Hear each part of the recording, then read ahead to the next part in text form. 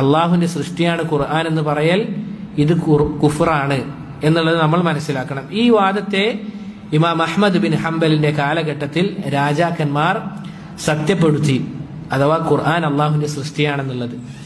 ഇമാം Ahmad bin Hanbal റഹിമഹുല്ലാ അദ്ദേഹം സഹിച്ച ത്യാഗങ്ങൾ അത്രയും വലുതാണ്. ഇൻഷാ അല്ലാഹ് അത് വരുന്നുണ്ട്. അഥവാ ഇമാം അഹ്മദ് അദ്ദേഹം ഈ വിഷയത്തിൽ അവരുമായി സംവാദം നടത്തിയിരുന്നു വലിയൊരു മജ്ലിസിൽ.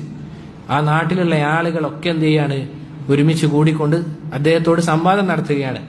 രാജാക്കന്മാർ എങ്ങനെയാണ് സംവാദിക്കുന്നത്? വലിയ കസേരകളിൽ ഇരുന്നു കൊണ്ട് വലിയ ആഡംബരത്തോടു കൂടി ധാരാളം ആളുകൾ ഇവരിങ്ങനെ വലിയ രൂപത്തിലിരിക്കുകയാണ്. എന്നാൽ ഇമാം അഹ്മദ് ബിൻ ഹംബൽ റഹിമഹുല്ല അദ്ദേഹമാകട്ടെ ജയിലിലാണുള്ളത്.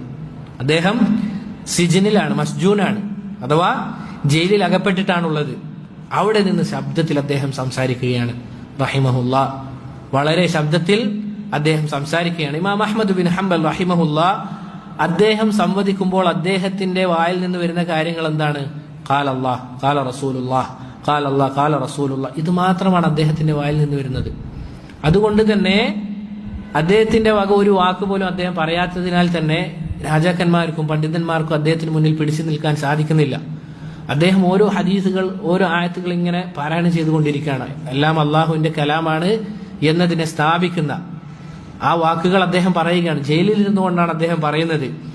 സഹോദരങ്ങളെ, ഇമാം അഹ്മദിന്റെ അടുക്കൽ ചാട്ടവാറ് കൊണ്ട് അടിക്കുന്ന ആളുകളുണ്ട്, ഈ രാജാക്കന്മാരുടെ ആളുകൾ. അവരോട് ഖലീഫ പറയുകയാണ് ശക്തമായി അവനെ തല്ലണമെന്ന്. ആലോചിച്ച് നോക്കണം, ഇമാം അഹ്മദ് ബിൻ ഹംബൽ ഒറ്റക്കാണുള്ളത്. ഈ ഒരു വാക്ക് അത് പറഞ്ഞതിന്റെ പേരിൽ, അഥവാ അള്ളാഹുവിന്റെ കലാമാണ് ഖുർആൻ എന്ന് പറഞ്ഞതിന്റെ പേരിൽ അദ്ദേഹത്തെ ചാട്ടവാറ് കൊണ്ട് ആ നാട്ടിലുള്ള രാജാക്കന്മാരും മറ്റും വളരെ പ്രയാസപ്പെടുത്തുകയാണ്. ഇത് കേട്ട പാതി ശക്തമായി അടിക്കൂ എന്ന് പറയുമ്പോൾ ഇമാം അഹ്മദിനെ അങ്ങേയറ്റം അടിക്കുകയാണ്, വളരെ പ്രയാസപ്പെടുത്തുന്ന രൂപത്തിൽ. എന്നിട്ട് ആ ചാട്ടവാറ് കൊണ്ടടിച്ച മുറിവിൽ അവരെന്ത് ചെയ്യാണ്? ഉപ്പ് വാരിയിടുകയാണ്. ലാ ഇലാഹ ഇല്ലല്ലാഹ്. ആലോചിച്ചു സഹോദരങ്ങൾ, എത്ര പ്രയാസമായിരിക്കും ഇത്. അദ്ദേഹം ആർക്ക് വേണ്ടി സഹിച്ചതാണ്? അള്ളാഹു സുബ്ഹാനഹു വ തആലയുടെ ദീനിനു വേണ്ടി സഹിച്ചതാണ്. അദ്ദേഹം അള്ളാഹുവിന്റെ ദീനിനു വേണ്ടി സഹിച്ചതാണ്. നമ്മൾ അദ്ദേഹത്തിന്റെ പേര് കേൾക്കുമ്പോൾ റഹിമഹുല്ലാ എന്ന് മനസ്സിൽ തട്ടിക്കൊണ്ട് പറയണം. ആലോചിച്ച് നോക്കുക, അദ്ദേഹത്തിന്റെ പ്രയാസം ആലോചിച്ച് നോക്കുക. ആ മുറിവിൽ എന്ത് ചെയ്യാണ്? ഉപ്പ് വാരിയിടുകയാണ്. മാത്രമല്ല അവരോട് കൽപ്പിക്കപ്പെടുകയും ചെയ്യുകയാണ് എന്ത്? അദ്ദേഹത്തെ അങ്ങാടിയിലൂടെ വലിച്ചിഴക്കാൻ. അദ്ദേഹത്തെ അങ്ങാടിയിലൂടെ ആളുകൾക്ക് മുന്നിലിട്ട് വലിച്ചിഴക്കണമെന്ന് അദ്ദേഹത്തോട് കൽപ്പിക്കപ്പെടുകയാണ്. ഇതൊക്കെ നടക്കുന്നതോടൊപ്പം ആണ് അദ്ദേഹം അവരെ സംവാദത്തിൽ മറികടക്കുന്നത്. സുബ്ഹാനല്ലാഹ്. എന്നിട്ടും അദ്ദേഹം എന്ത് ചെയ്യുന്നില്ല? അതിൽ നിന്ന് പിന്നോട്ടേക്ക് പോകുന്നില്ല. അദ്ദേഹം സംവദിച്ചു കൊണ്ടിരിക്കുന്നു. എന്നിട്ട് അവർ വന്ന് പറയുന്നുണ്ട്, ഒറ്റ വാക്ക് മാത്രം അഹ്മദ് നീ പറഞ്ഞാൽ മതി. എന്താണ്? അൽ ഖുർആനു മഖ്ലൂഖ്. ഖുർആൻ അള്ളാഹുവിന്റെ സൃഷ്ടിയാണെന്ന് നീ പറഞ്ഞു കഴിഞ്ഞാൽ എന്ത് ചെയ്യാം? ഈ ജയിലിൽ നിന്ന് അനുഭവിക്കേണ്ടി വരുന്ന പ്രയാസവും അതൊക്കെ നമ്മൾ അവസാനിപ്പിക്കാം. നീ ആ വാക്ക് മാത്രം പറ. എത്രത്തോളം എന്ന് വെച്ചാൽ അവിടെ ഉണ്ടാകുന്ന അല്ലെങ്കിൽ അവിടെ ഉള്ള ആളുകൾ എന്ത് ചെയ്യാണ്? പേന പുസ്തകത്തിൽ ഇങ്ങനെ വെച്ചിരിക്കുകയാണ്. ഇതാ ഇമാം അഹ്മദ് പറഞ്ഞിരിക്കുന്നു ഖുർആൻ അള്ളാഹുവിന്റെ സൃഷ്ടിയാണെന്ന് എഴുതാൻ വേണ്ടി കാത്തിരിക്കുകയാണ് ആളുകൾ. എന്നിട്ടും അദ്ദേഹം ഈ പ്രയാസങ്ങൾ അനുഭവിച്ചതിന്റെ പേരിലും അദ്ദേഹം എന്ത് ചെയ്യാണ്? ഉറച്ചുകൊണ്ട് അള്ളാഹുവിന്റെ ഈ ദീൻ അത് മുറുകെ പിടിച്ചുകൊണ്ട് ഇതാണ് ഹഖ് എന്ന് പറഞ്ഞുകൊണ്ടിരിക്കുകയാണ്. അത്രയും ആളുകൾ ഉണ്ടായിട്ടും എന്ത് ചെയ്യാണ്? അദ്ദേഹത്തോട് വന്ന് പറയുകയാണ്, ഇമാം അഹ്മദ് അങ്ങ് എന്ത് പറയണം? ഖുർആൻ അള്ളാഹുവിന്റെ സൃഷ്ടിയാണെന്ന് പറയണം എന്ന് പറയുമ്പോൾ അദ്ദേഹം കൊടുത്ത മറുപടി എന്താണ്? ഒരിക്കലും ഞാനിത് സമ്മതിക്കുകയില്ല, ഒരു കാരണവശാലും ഞാനിത് സമ്മതിക്കുകയില്ല. ഖുർആനിൽ നിന്ന് ഒരായത്ത് കൊണ്ടുവരണം നിങ്ങൾ, അതല്ല എങ്കിൽ ഞാൻ ഒരിക്കലും ഈ വാക്ക് പറയുകയില്ല. അത്രയും ആളുകൾ ഉണ്ടായിട്ടും ഒരായത്തല്ല, ഒരു കാലായത്ത് പോലും അവർക്കാർക്കും ഖുർആൻ അള്ളാഹുവിന്റെ സൃഷ്ടിയാണ് എന്ന് പറയാൻ വേണ്ടി കൊണ്ടുവരാൻ സാധിച്ചിട്ടില്ല.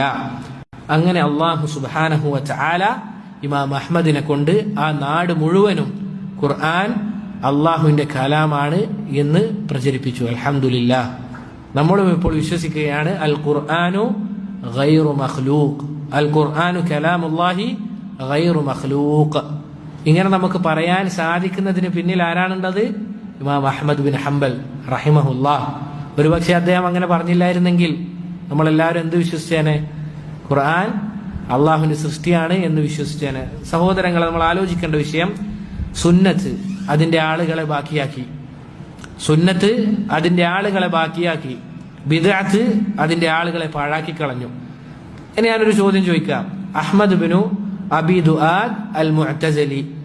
ഇദ്ദേഹം ഖലീഫയുടെ മജ്ലിസിൽ വലിയ പ്രൗഢിയോടുകൂടി സംസാരിച്ച ആളാണ്.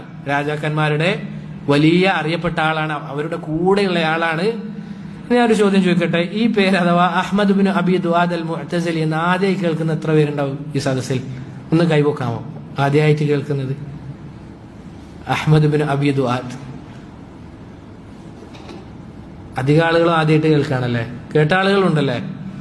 ഇനി സഹോദരങ്ങളെ, പറഞ്ഞതുപോലെ ഇയാളുടെ ജീവിതം വലിയ ആഡംബരത്തോടു കൂടിയും അതുപോലെ തന്നെ ഈ രൂപത്തിലാണ് അദ്ദേഹം ജീവിച്ചത്. എന്നാൽ അഹ്മദ് ബിൻ ഹംബൽ റഹിമഹുല്ല, അദ്ദേഹത്തിന്റെ ജീവിതം ആരുടെ കൂടെയാണ്? ജയിലിൽ കള്ളന്മാരുടെ കൂടെ. ആലോചിച്ച് നോക്കണം, കള്ളന്മാരുടെ കൂടെ അത്രയും പ്രയാസത്തിൽ അദ്ദേഹം ജയിലിൽ എന്ത് ചെയ്യാണ്? ജീവിതം കഴിച്ചു കൂട്ടുകയാണ്. എന്നിട്ട് അദ്ദേഹം പറയുന്നുണ്ട്, ഒരു കള്ളന്റെ വാക്കാണ് എന്നെ, അദ്ദേഹത്തെ സത്യത്തിൽ ഉറപ്പിച്ചു നിർത്താൻ ചില വാക്കുകൾ അദ്ദേഹത്തിന് പ്രേരണയായിട്ടുണ്ട്. അതിലൊരു വാക്കാരുടേതാണ്? കള്ളന്റെ വാക്കാണ്. എന്താണ് സഹോദരങ്ങളെ ആ വാക്ക്? എന്നെ സംവാദത്തിലേക്ക് ക്ഷണിക്കപ്പെട്ടപ്പോൾ ഞാൻ അതിനുവേണ്ടി പോകുമ്പോൾ, ജയിലിൽ നിന്ന് പുറത്തേക്ക് വരുമ്പോൾ ഒരാൾ എന്റെ വസ്ത്രം പിടിച്ചുകൊണ്ട് എന്ത് ചെയ്യാണ്? പിടിച്ചു വെക്കുകയാണ്. ഞാൻ പുറത്തേക്ക് പോകുമ്പോൾ, സംവാദത്തിന് വേണ്ടി പോകുമ്പോൾ എന്റെ വസ്ത്രത്തിൽ പിടിച്ചു വെച്ചുകൊണ്ട് ഒരു കള്ളൻ എന്നോട് പറഞ്ഞു, ഇതാ അഹ്മദേ, ഞാൻ കുറച്ച് ദിർഹം കട്ടതിന്റെ പേരിലാണ് ഇവിടെ നിൽക്കുന്നത്, ഈ ജയിലിൽ നിൽക്കുന്നത്. എനിക്ക് ധാരാളം അടികൾ എന്ത് ചെയ്തിട്ടുണ്ട്? കിട്ടിയിട്ടുണ്ട്. ധാരാളം അടികൾ എനിക്ക് എന്ത് ചെയ്തിട്ടുണ്ട്? കിട്ടിയിട്ടുണ്ട്. പക്ഷെ ഞാൻ ഒരിക്കൽ പോലും എന്ത് ചെയ്തിട്ടില്ല? ഞാനാണ് ഈ ദിർഹം കട്ടത് എന്ന് അവരോട് പറഞ്ഞിട്ടില്ല. ഞാൻ എന്ത് ചെയ്യാണ്? ഈ അസത്യത്തിന് മേൽ സഹിച്ചു നിൽക്കുകയാണ്. പക്ഷെ ഇമാമെ അഹ്മദേ, അങ്ങ് സത്യത്തിന്മേലാണുള്ളത്. ഒരിക്കൽ പോലും ഈ പ്രയാസങ്ങൾ അങ്ങ് അസത്യം പറയാൻ കാരണമാകരുത് എന്ന് പറയുകയാണ്. സുബ്ഹാനല്ലാഹ്. ആലോചിച്ചു, ഒരു കള്ളന്റെ വാക്കാണ്.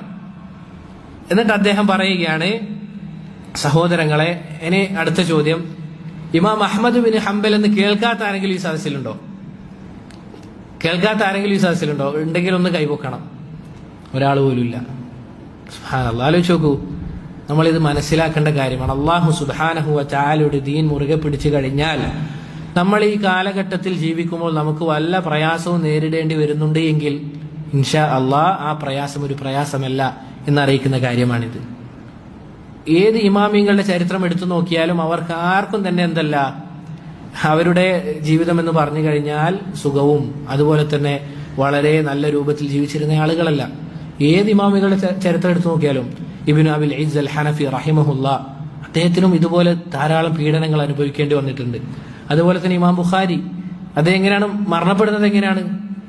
ദുആ ചെയ്യുകയാണ്, അല്ലാഹുമ്മ ഇൻകാന അൽ ഹയാത്തു ഖൈറല്ലി, എനിക്ക് ജീവിതമാണ് ഖൈറെങ്കിൽ എന്നെ ജീവിപ്പിക്കണമേ, മരണമാണ് എനിക്ക് ഖൈറെങ്കിൽ എന്നെ മരിപ്പിക്കണമേ എന്ന് ദുആ ചെയ്യുകയാണ് ഇമാം ബുഖാരി. ആലോചിച്ച് നോക്കൂ സഹോദരങ്ങൾ, അപ്പോൾ ഇതാണ് ഇമാമിങ്ങളുടെ ചരിത്രം. പക്ഷെ അവരുടെ പേര് നമ്മൾ ഇപ്പോഴും കേൾക്കുകയാണ്, അല്ലേ? നമ്മൾ മാത്രമല്ല, ഉമ്മത്ത് മുഴുവനും ഇമാം അഹ്മദിനെ അറിയാം. സ്വാലിഹീങ്ങളായ ആളുകൾ അദ്ദേഹത്തിന്റെ പേര് കേൾക്കുമ്പോൾ എന്ത് പറയുകയാണ്? റഹിമഹുല്ലാഹ് എന്ന് പറയുകയാണ്. എന്നാൽ ഇബ്നു അബി ദുആദിനെ ഇപ്പോൾ ആദ്യമായി കേട്ട ആളുകൾ ഉണ്ടാകും. അതല്ല എങ്കിൽ കിതാബ് വായിക്കുന്ന ആളുകൾക്ക് മാത്രം, കുറച്ച് തുല്ലാബിങ്ങൾക്ക് മാത്രം അറിയാം. പക്ഷെ ഇമാം അഹ്മദിന് അങ്ങനെയല്ല. മുസ്ലിം ഉമ്മത്ത് ഒന്നടങ്കം അദ്ദേഹത്തെ അറിയുകയാണ്. അതിനാൽ സഹോദരങ്ങളെ, നമ്മൾ മനസ്സിലാക്കേണ്ട കാര്യം, നമ്മളുള്ള ഈ സുന്നത്തിലായതിനെ അള്ളാഹുവിനെ സ്തുതിക്കുക. അഹ്ലു സുന്നയിൽ നമ്മളെ അള്ളാഹു സുബ്ഹാനഹു വ തആല ഉൾപ്പെടുത്തിയതിൽ എന്ത് ചെയ്യണം? നമ്മൾ അള്ളാഹുവിനെ സ്തുതിച്ചു കൊണ്ടിരിക്കണം. അത് നമ്മൾ മുറുകെ പിടിക്കണം. കാരണം സഹോദരങ്ങളെ, സുന്നത്ത് മുറുകെ പിടിക്കുക എന്നത്, അല്ലെങ്കിൽ അതിനായി ജീവിക്കുക എന്നുള്ളത്, അതൊരു ഷറഫാണ്, യാതൊരു സംശയമില്ല. സുന്നത്തിലായിക്കൊണ്ട് ജീവിക്കാൻ സാധിക്കുക എന്നുള്ളത് അതൊരു ഷറഫാണ്, അതൊരു പദവിയാണ്. ആലോചിച്ച് നോക്ക്, എത്ര ആളുകളുണ്ട് ഈ ദീൻ അത് പാലിച്ച് ജീവിക്കാൻ സാധിക്കാത്ത ആളുകൾ. അതുകൊണ്ട് പ്രിയപ്പെട്ടവരെ, സുന്നത്ത് പ്രതാപമാണ്. ജനങ്ങളെല്ലാവരും നമുക്കെതിരായാലും ശരി, നമ്മൾ സുന്നത്തിലായിക്കൊണ്ടാണ് ജീവിക്കുന്നത് എങ്കിൽ അതൊരു ഇസ്സത്ത് തന്നെയാണ്.